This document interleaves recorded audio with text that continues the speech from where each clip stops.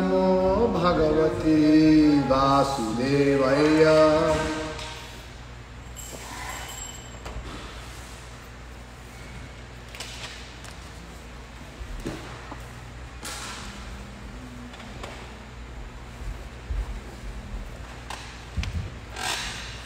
Tadeo, can you give me a thumbs up? Okay. We are on chapter 5, text 18.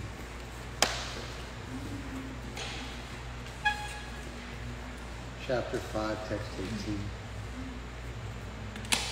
I'll give some context after we get started.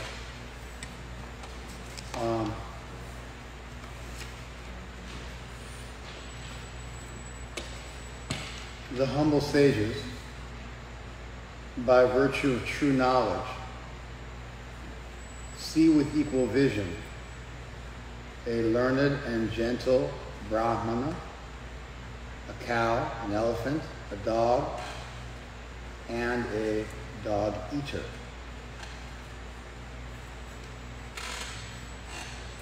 Again, chapter 5, text 18, page 250 in my book. The humble sages, by virtue of true knowledge, see with equal vision a learned and gentle Brahmana, a cow, an elephant, a dog, and a dog eater.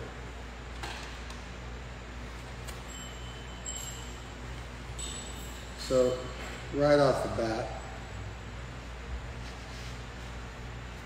I guess the first thing I deal with is the dog eater thing.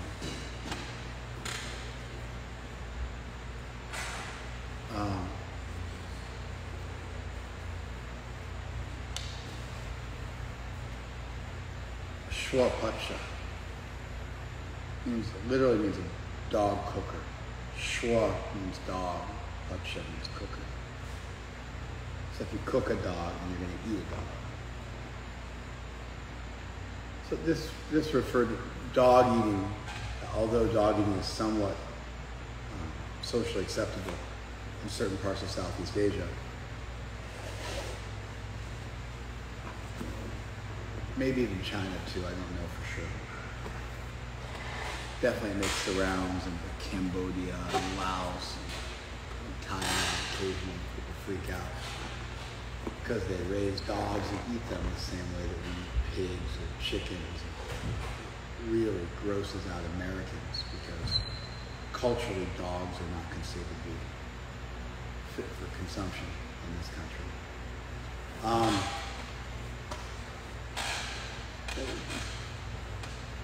Which, you know, definitely begs the question, why are dogs, why is it low class to eat dogs, but it's not low class to eat cows or pigs? There's no good answer to this question. You see this happen. People in Thailand or other countries in Southeast Asia will retort back. People in the U.S. express horror at people eating dogs. They'll send a photo of a truck full of pigs and cows and chickens and say, what's the difference? And there is no difference. Certainly, pigs and cows are more intelligent than dogs. Full-grown dogs have about the intellectual equivalence of a year-and-a-half-old child, whereas pigs are more akin to a 2.5 or 3-year-old. And so, from the point of view of measurable intelligence, using the same kind of techniques they use to measure children's development, yeah, there's no comparison. But then when you get into the C neuron fibers that animals have, mammals have, that are the same as the nociceptors, the pain neurons that we have, the pain neural fibers that we have, there's no difference. So from the point of view of their physiology and their central nervous system, it would appear that they experience pain just like we do.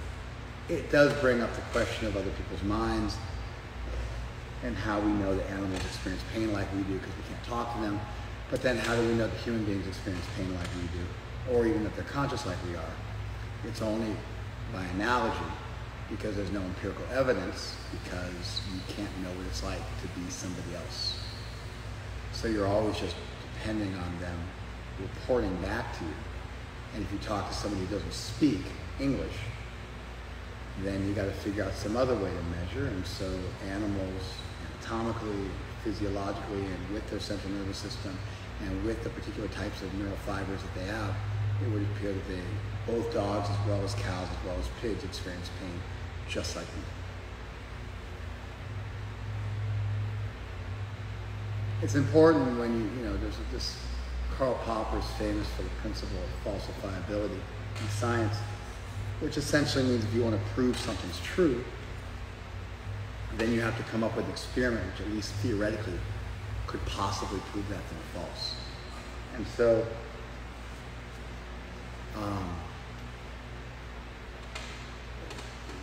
if you want to, you have some hypothesis and you want to demonstrate its truth, then you have to invent an experiment, and that experiment has to have the ability to prove your hypothesis false, and if it doesn't, then it proves it true. That's the idea. The thing is, when you're looking for falsifiability,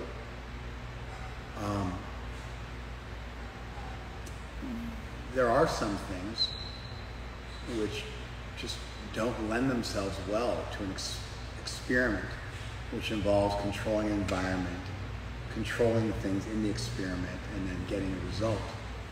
And so when you look at how we know other people are conscious, by its very definition, consciousness as a subjective trait of ours is not testable using objective methodologies, because the very thing you're studying is subjective. Did you follow that? How do you know someone feels the way you do? You can't. They can report it, but a good sociopath can report feeling the same way you do without actually feeling the same. So how do you know? Beyond a reasonable doubt. You simply can't, because the very thing you're studying is itself subjective. Now, there are strategies for how to deal with this. Some people just say, well, subjective things don't exist. The only thing that exists are things that can be proven objectively and empirically. Focus. Weird looks on your face and looking in the other direction doesn't help. Did you follow what I said? Yeah. And your response? I don't know how that statement makes sense. Good. There are people who, to resolve the hard problem of consciousness, explaining consciousness, which by its very nature is subjective, the way they resolve that is they say consciousness does not exist. All that exists are the behaviors associated with consciousness, or the neural firings associated with consciousness, or the brain activity of electrochemical synapses going off in the brain, and we can just, if we can describe those things, then we've done the same thing as describing consciousness. However, when you look at our neurons and their firings, the neurons that are happening in your legs and your arms are no different than the neurons that are going off in your brain. But somehow those are devoid of consciousness, but these are accompanied by subjective consciousness. And it's not as simple as breaking it down to neural firings, because, like I said, in most instances that we have neurons firing, they are not accompanied by consciousness. Did you follow it? Did you follow it? Neural activity in the brain is no different than neural activity in your foot. Did you follow that? Neural activity in your foot is not experienced as pain. However, somehow or other, when neural activity goes off in the brain, it registers as consciousness. Did you follow that? This is kind of like low-level stuff. You can't follow this? If I make you unconscious, do you feel pain? No. Do your neurons still fire in your foot? Yes, they do.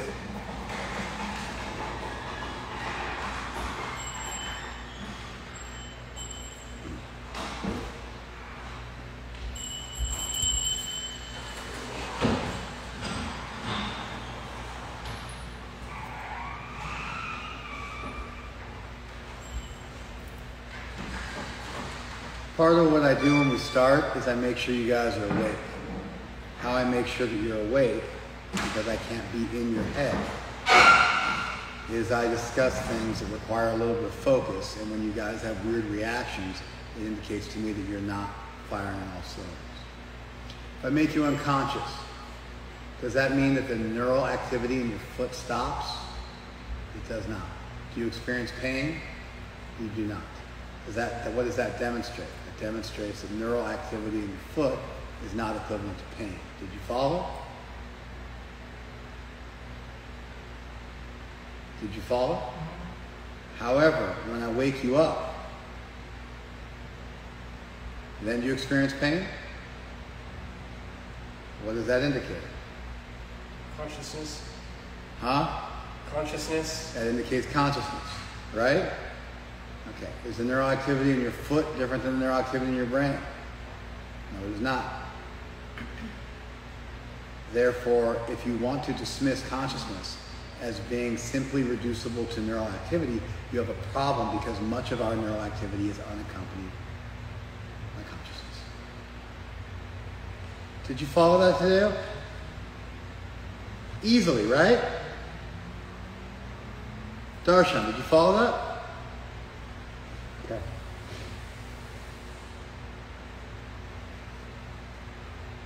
Are we making sense? It's a very common thing. You look like that seems really weird. Are you unfamiliar that atheist neuroscientists say that consciousness is an illusion and that it's reducible to being derivative of chemical states, and that there's no such thing as it needs to be consciousness, there's no soul, and we are simply physical beings, and if you can explain physical activity, you've explained everything. Do you know that like huge amounts of the population believes that? Yes. So why did you act as if I was saying something from Timbuktu when I mentioned it? I got caught up in the subjective word and objective word. So. Because I was using it in an unusual way? I don't think it was unusual, but I was using it in the exact way it's used in English language. Yeah. Right? Yes. Are you following? English is not as a second language for you. Are you following? Are you following? Yeah, the last explanation you gave was like, oh yeah. Are you on it? Okay. Let me start again to make sure that we're all on the same page.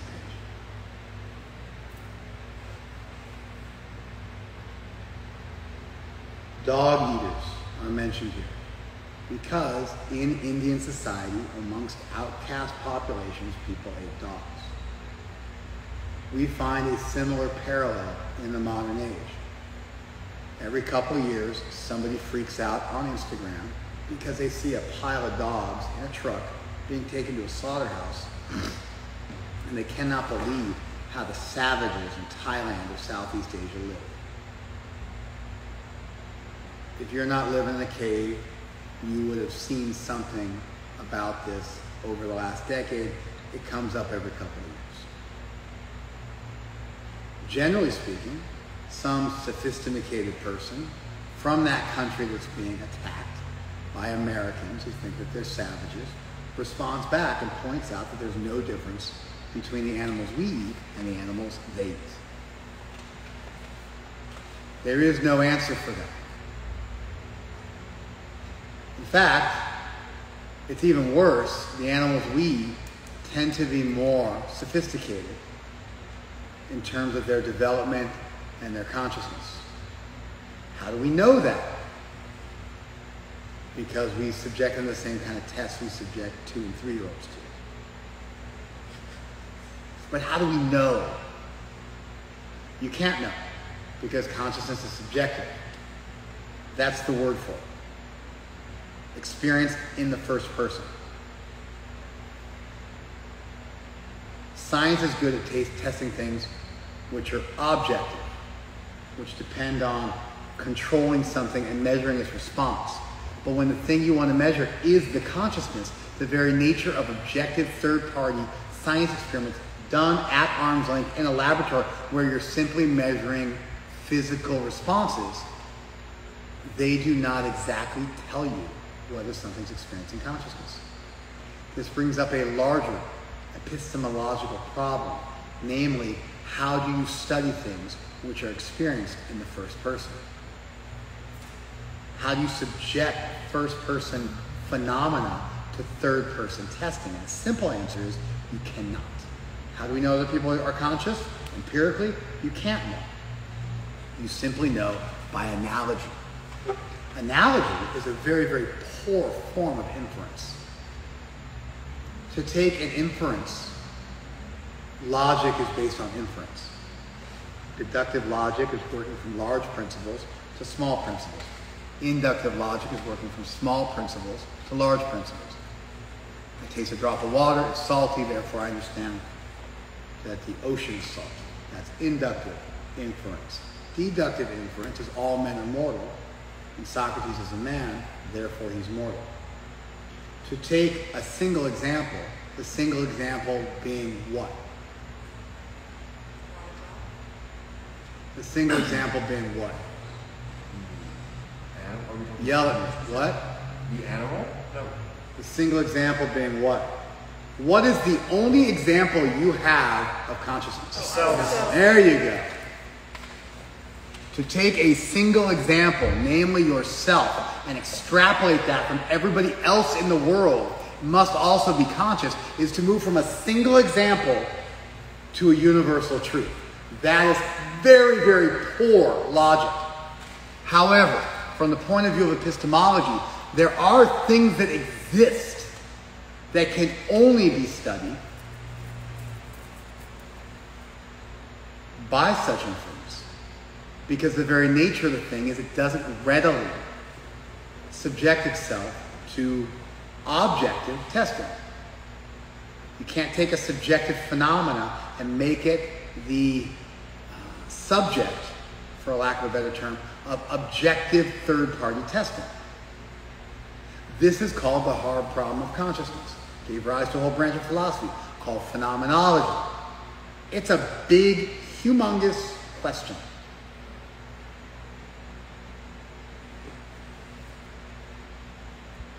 Why are we conscious?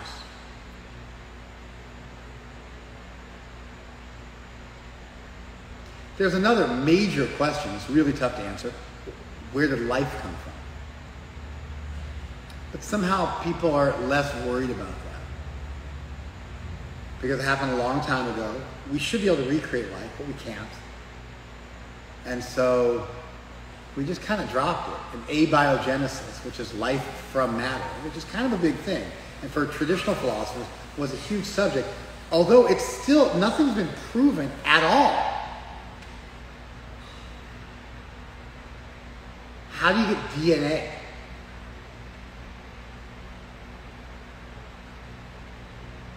And the statistical probability of it is next to impossible. And so, although where does life come from is a huge question, it still hasn't been settled. The problem of consciousness is the popular one nowadays, maybe in the last 50 years or so. Because it won't go away. The problem of life is like over there. It happened, 4 some odd billion years ago. It's just like it's way over there. But the problem of consciousness is a clear and present danger. You follow? You are conscious.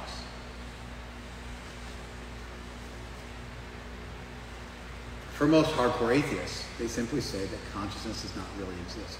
It's a grand illusion.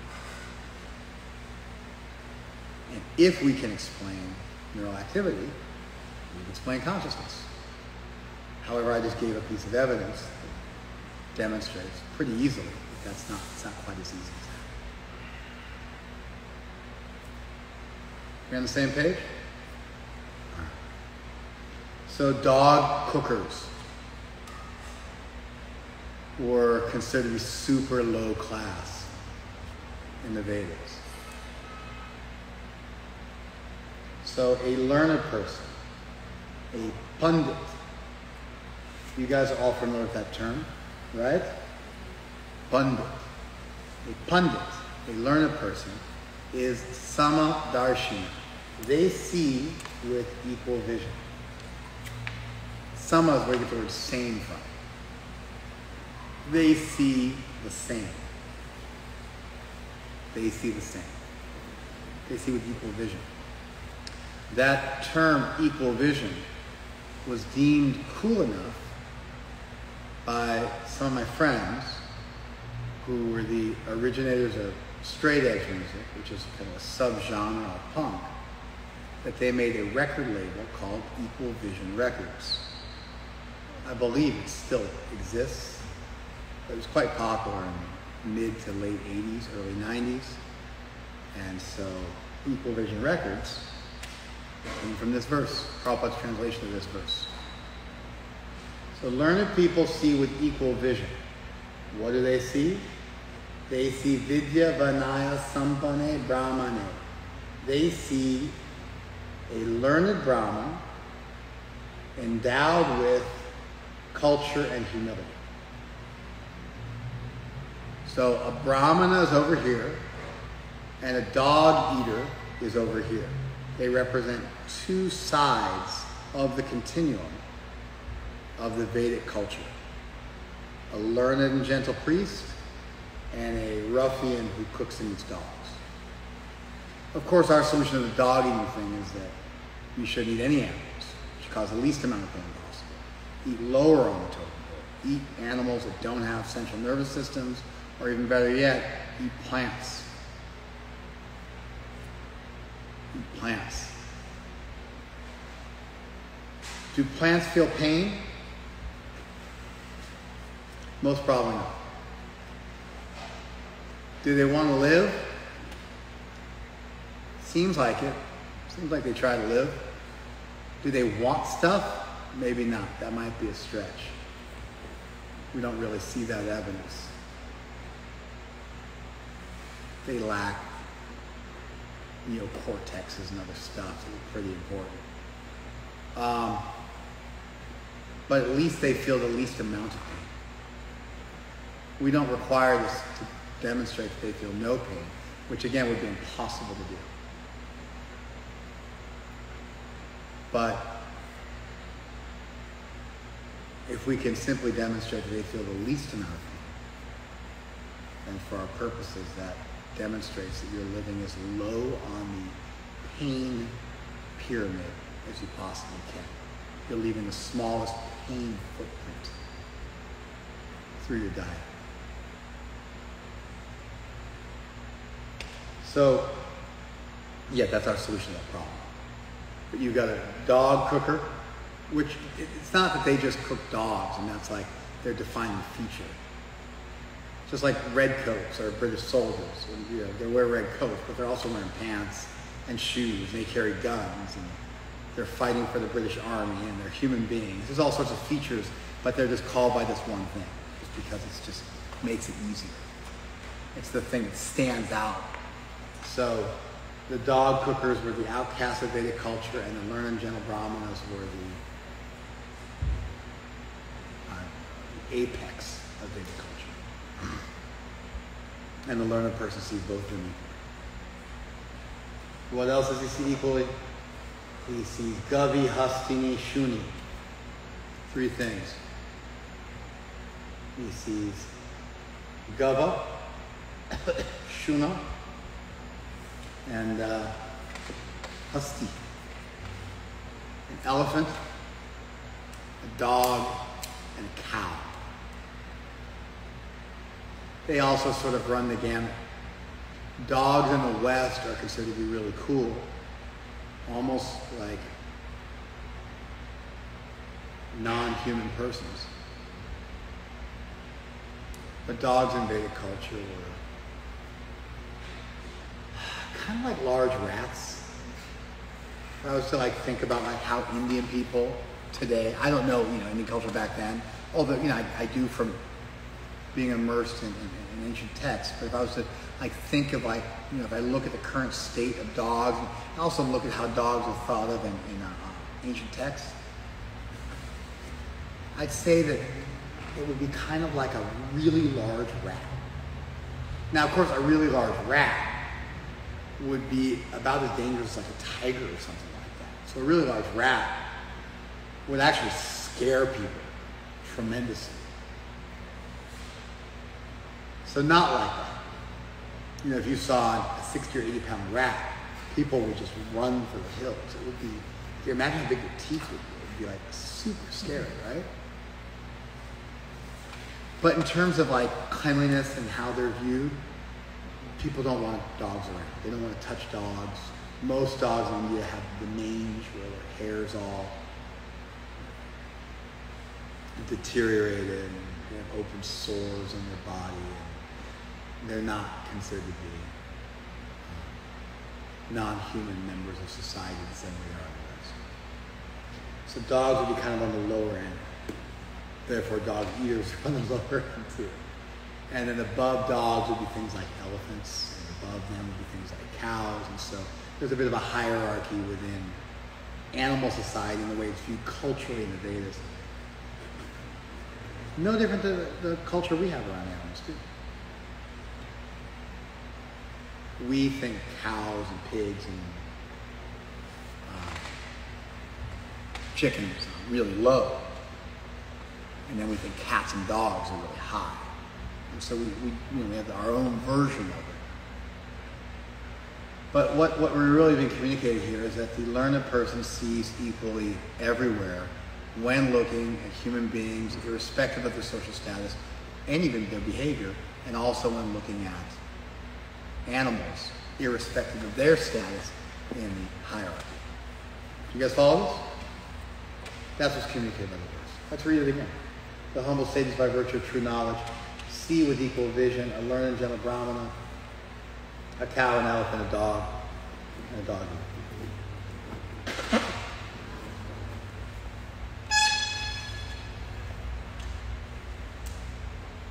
Okay.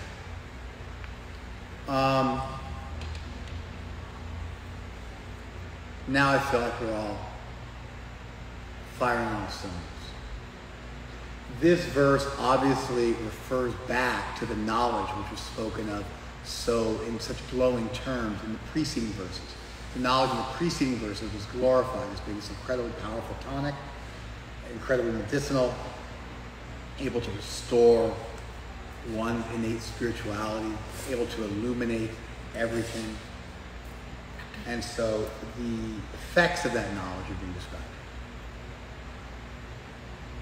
Does that make sense?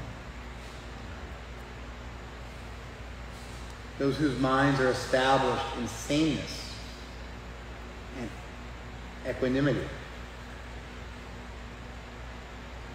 have already conquered the conditions of birth and death. They are flawless like Brahman, and thus they're already situated in Brahman. Let's take a look at this verse.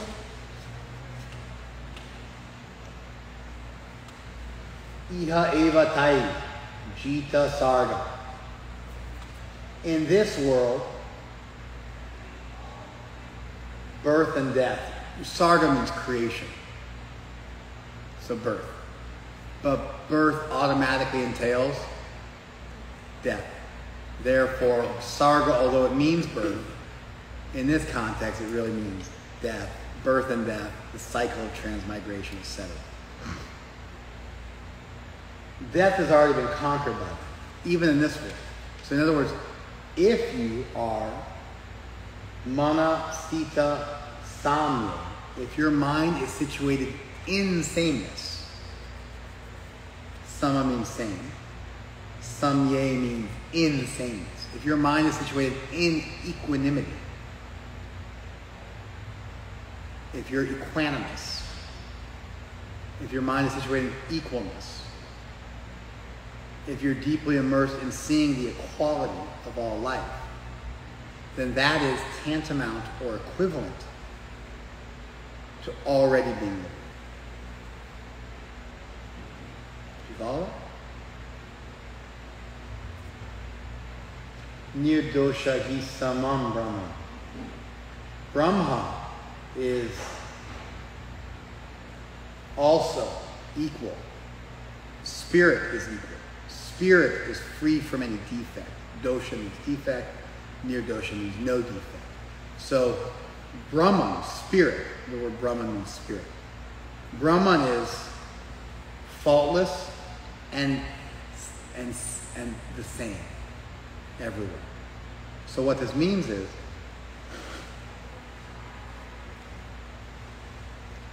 if spirit equals sameness, and you are immersed in sameness, then by the law of transitive logic, you are immersed in, say it again, if spirit equals sameness, and you are immersed in sameness, then you are immersed in Spirit. There you go. See that? You guys got that.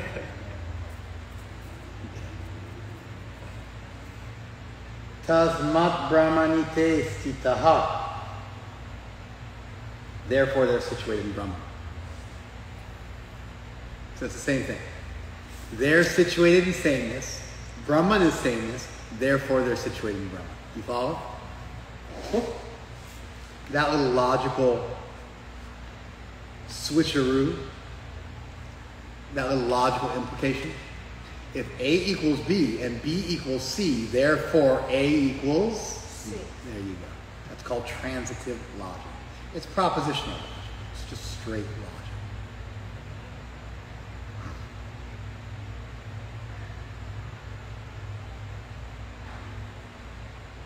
Some principles of logic do not lend themselves to falsifiability because they're just self-evidently true by their very nature. And so sometimes when you can't subject something to a logical proof through, let's say, a scientific experiment, what you have to then instead do is you have to look at propositional logic and coherence. And you have to try to make that thing the subject of an equation. Does that make sense? Did you follow that? A verbal equation, you mean? Yeah, or just math with ideas. Which somehow that feels different to me, but it's basically the same thing. Logic is math with ideas.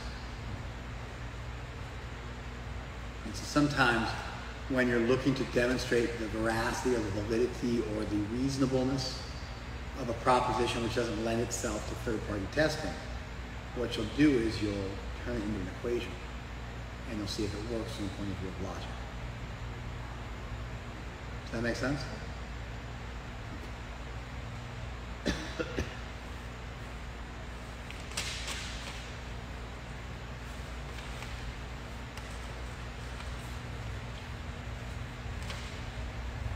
A person who neither rejoices upon achieving something pleasant nor laments upon obtaining something unpleasant, who's self-sufficient, who's unbewildered, and who knows the science of God, is already situated in transcendence.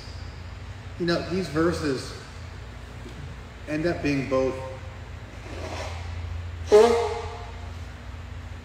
These verses end up being both prescriptive and descriptive. In other words, they describe someone who is self-realized, but they also tell you what to do in order to become self-realized yourself. Therefore, they are prescriptive as well as descriptive. Does that make sense? I think there's value in reading these verses along those lines. They both tell you symptoms of someone who is self-realized, and by the way, these are behavioral symptoms. But behavioral symptoms that somebody could theoretically fake. They couldn't rejoice upon achieving something pleasant or lament upon achieving something unpleasant. They could do that, but they could, within their hearts, not actually be immersed in equanimity. So this doesn't really tell you what it's like to be self-realized, because it's telling you about behaviors which are corollaries of self-realization, which obviously cannot be the same as self-realization, because you can do a simple thought experiment. Is it possible to keep your mouth shut when something good or bad happens because you have a reason to? It's a simple question. It shouldn't require much thought. Are you spacing out? A little bit, but I don't understand. I'm just waiting for the follow-up. Like, there's no follow-up. That was a complete sentence. Having a reason to keep your mouth shut? Like, yes. okay. Is it possible that you might have a reason to keep your mouth shut when something good happens or something bad happens, and therefore you remain silent? Yes. It's like the question is so obvious. I don't understand why it should take even 1 second to pause, but speak of 10 seconds in a challenge. Can you explain it to me? I'm just waiting for what. I offer you $1 million. Keep your mouth shut. You're afraid I'm going to punch you in the face, so you keep your mouth shut. You have something else which is more important that you need to focus your energy on, so you ignore it. Your mother gets upset when you make too much noise, so you keep your voice down. I don't know. How many more examples do I have to come up with? It seems such an obvious point to me. I shouldn't require to give evidence for it. No, I'm not waiting for evidence. I'm just trying to see what. You just said you were looking for evidence. You said it twice. I gave you evidence. Then you tell me you're not looking for it.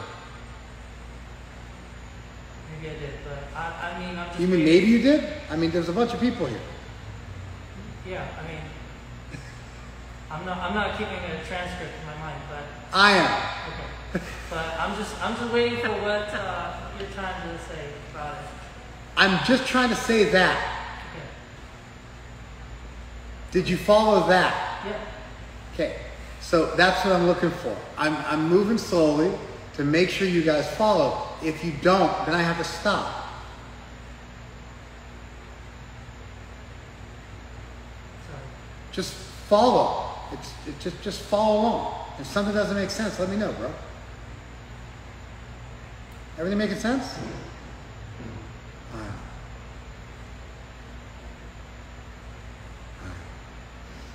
Everything making sense, Em? Okay. The verse is both prescriptive and descriptive. However, the verse only tells you about behaviors associated with self-realization, which obviously cannot be the same as self-realization. How do we know that? Because you can do a simple thought experiment, and the simple thought experiment is, could you ever keep your mouth shut because you had a reason to? In such circumstances where good or bad things are happening, the obvious answer is yes, and therefore your behavior is not the same as self-realization. Did you guys follow that simple thought experiment? Yes, you did. Great. So why is Krishna giving us poor behaviors which obviously are not the same as self-realization? Speak very clearly and very loudly. Self-realization is a state of consciousness, and since that's subjective, you can only give third-person behaviors on what that looks like. Did you hear that today? Perfect. I'm like ecstatic. I got one guy who's paying attention. Maybe you all are, but you just proved it. That whole thing I just did in the beginning about dogs and consciousness and the argument from analogy and subjective versus objective, that whole wild tangent I went on was not a tangent. Can you follow? Krishna is giving us behaviors associated with self-realization because that's about all you can do. Because if you're looking for ways to discern it, this is as close as you get. Just like, how do you know that I'm conscious? I don't, outside of the consciousness that exists within me. So I can safely make the assumption that because you're another human, you're biological, you're physical, you're tangible, that you have the same consciousness running through you. Good, and I would, that was an excellent answer, like an A. And if I was going to A plus it, I would say, I see that you respond to stimuli similar to me And as I empathize with you, at some point it clicks, and I'm like, yeah, you must be conscious too, right? I observe your third-party behavior. I observe your behavior as a third party. And through my empathy, which is a feature of my own consciousness, I empathize with you, and I see that you're similar to me, and you're behaving in ways similar to the way I behave. And at some point, I'm like, oh, you're conscious like me. And at some point, I've had experience with so many people, I just assume everybody's conscious, right? In a child's development, psychologically, they don't realize that they're a different person than their parent. There's things called separation anxiety, tests they do on small children. I don't know what all of them are. I know a couple of them. But children initially don't really realize that you can't see what they can see. They assume whatever they see and what they know, you also see and know. Therefore, they never try to deceive you because they don't know that deception can exist, because they assume that what they see, you also see. And around the age of 3, they realize they look in a box that you can't see. You don't know what's in the box. They start playing a lying game where they joke and tell you there's something in the box when it's not, or they tell you there's not in the box when there is, and that's the beginning of deception, which is based on having an idea that they are individually conscious and that your conscious is separate from their own. But prior to that stage, but after you begin to speak, children still think that you see everything they see, and therefore there's no deception. Crazy, huh?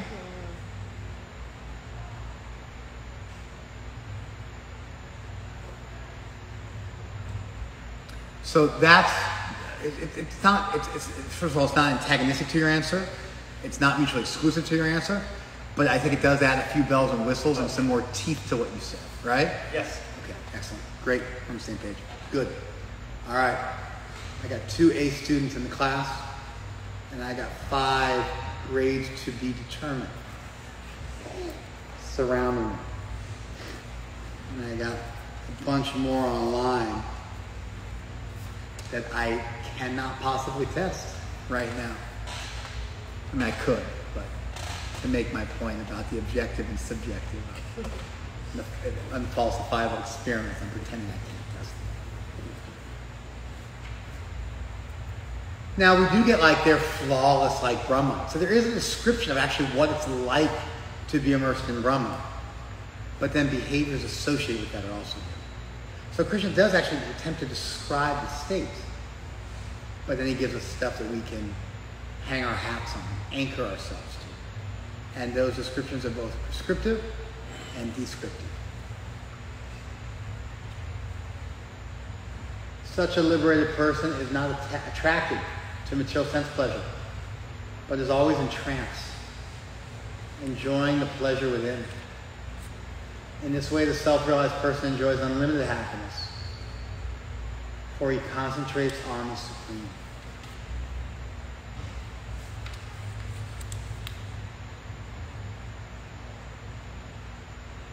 Bahya sparsheshu asaktatma. The unattached self.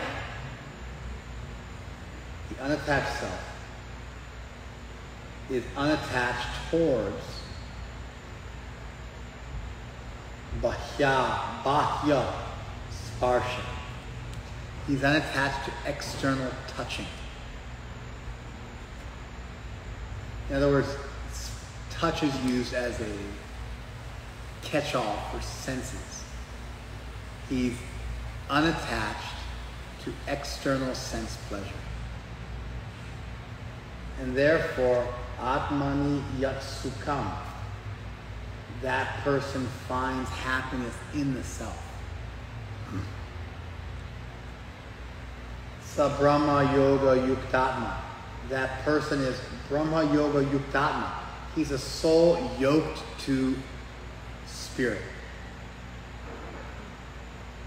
Sukham Akshayam Ashnute, and he achieves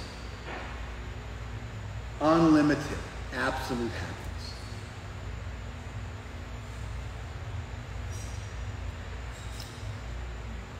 When there's a loss in a relationship, let's say, for example, somebody dies, or there's a breakup, or there's some kind of people move away, or whatever it is that happens.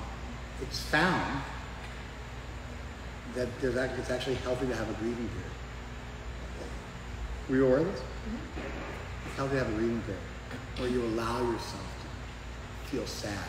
Actually, in the Vedas, when somebody dies, you don't leave the house for several weeks.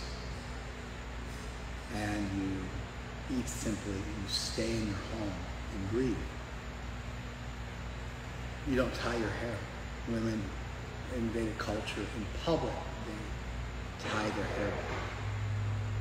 Men also tie their hair in the form of a sika. But when you're grieving, when you're mourning someone who's died, you don't tie your hair. You leave your sika untied or your hair untied. And you stay indoors and you grieve.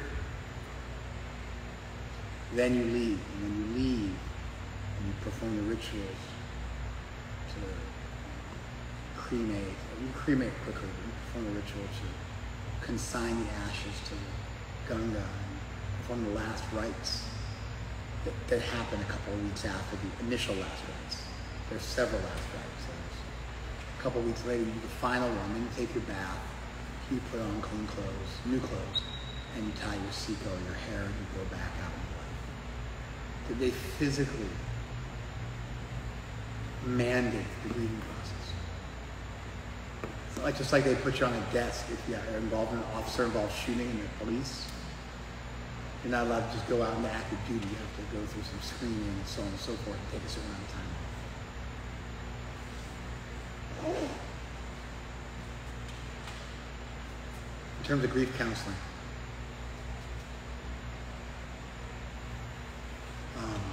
when you miss the person you're grieving, it's recommended that you figure out what exactly that person did for you. And then this could be somebody who's died or somebody who's still alive. It doesn't require the person to be gone. You figure out what it is they did for you. And then you find somebody else who can play that same role. Just like, have you ever had a craving to eat potato chips? Have you? Of course. Then you would nod yes and not just stare at me blankly.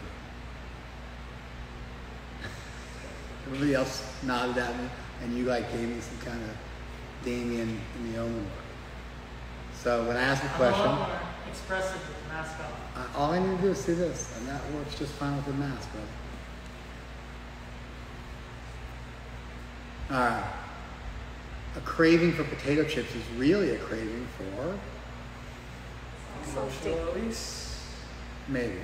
I'm going to go a little more lowbrow.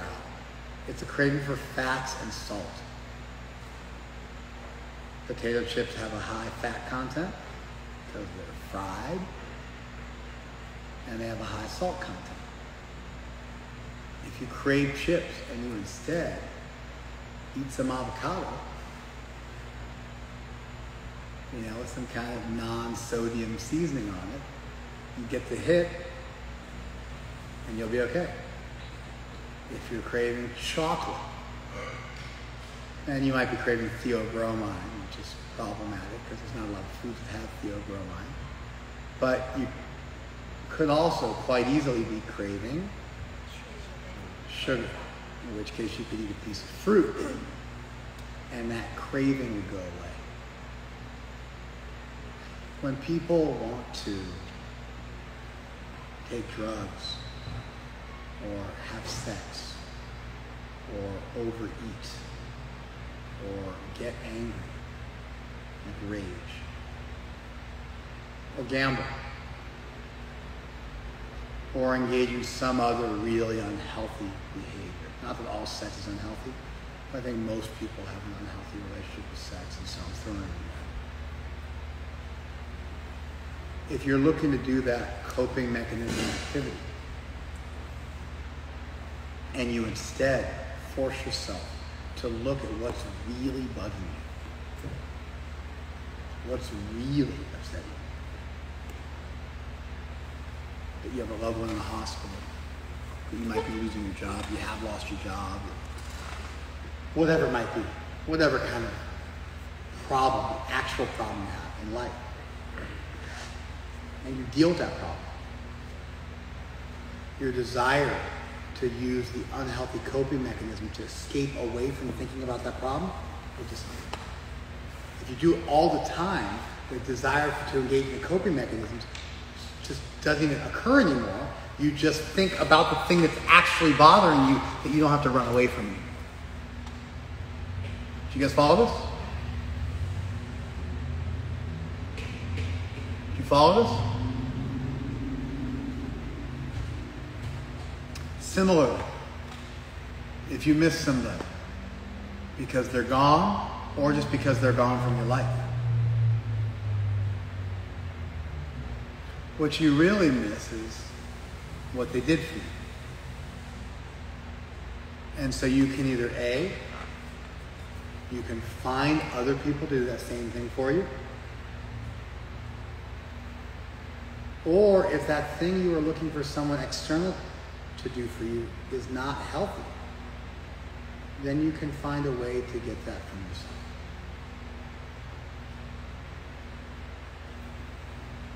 You follow? Does that make sense? It's not quite as highbrow as what's stated in this verse, but it may be a beginning level. Not looking for happiness outside of oneself allows you to find happiness within yourself. Not looking for happiness from unhealthy relationships allows you to find happiness from healthy relationships. Not looking for happiness from defunct relationships allows you to create new relationships. Not looking for happiness from people who have no possibility of giving you the happiness because they're dead and gone or whatever. If you learn to look to the people who are in your life, or you look to learn to yourself, that's how you cope with grief.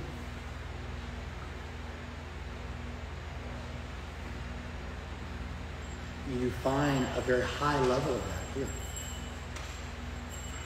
Does that make sense?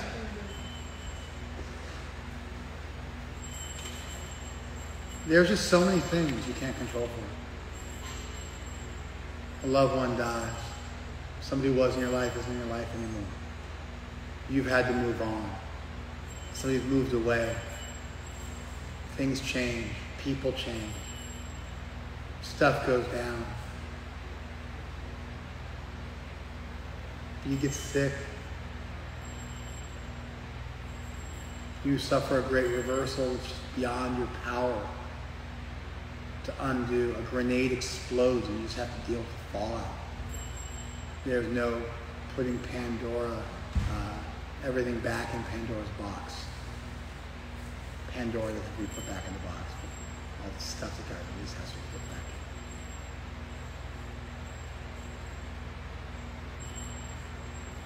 in. This verse is powerful.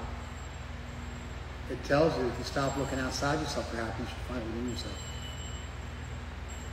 It's easier said than done. Yes, but I think if we say it and think about it and discuss it and dedicate ourselves to it, then it's going to increase our ability to walk that path. I agree with you, it's easier said than done. But I don't think you're not going to do it if you don't think about doing it. A lot of times people think about self-realization like an on-off switch. It's either on or it's off. Like you either have faith or you don't. You're either self-realized or not. You're either humble or you're not. You're either equipoised or you're not. But by looking at these things on a continuum and ascertaining what the goal is, and then moving in the direction of that goal, by having clarity, by talking to people who are further along the path than you are, and getting clarity from them, it makes it easier to start to step into it. And it creates less of a gap between where you are and where you want to go. And it almost seems like, I could do that. So often it's like, I can't do that. I don't know. But when people bring you close enough to the goal and they demonstrate it for you enough, in their own lives and also by explaining it, sometimes you get confronted with this reality. Oh, wait a second. I'm the problem. I could actually do this. And I think that usually precedes, very quickly precedes you actually starting to move forward. Does that make sense?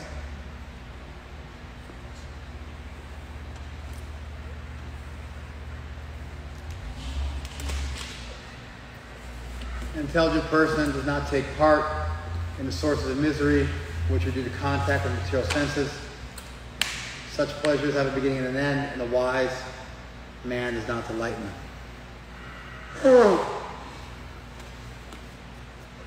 One thing I think is important is, the wise person does not delight in them. When you say the wise man, chairman of the board,